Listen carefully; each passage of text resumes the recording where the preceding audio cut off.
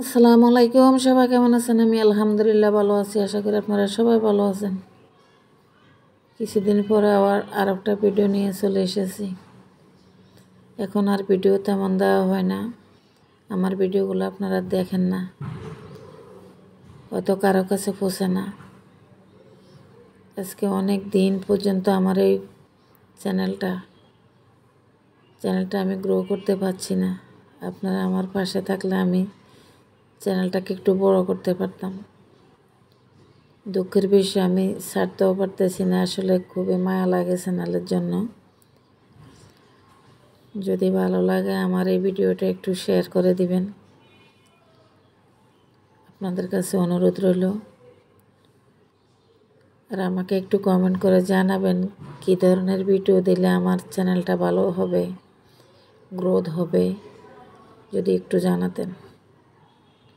অনেক দিন পর্যন্তই আমি চ্যানেলটা নিয়ে আসি। তো এই হলো আমার কথা। কেমন লাগলো ভিডিওটা অবশ্যই আমাকে একটু কমেন্টে জানাবেন। ছোট্ট ভিডিওটা আছে পর্যন্ত। আল্লাহ হাফেজ।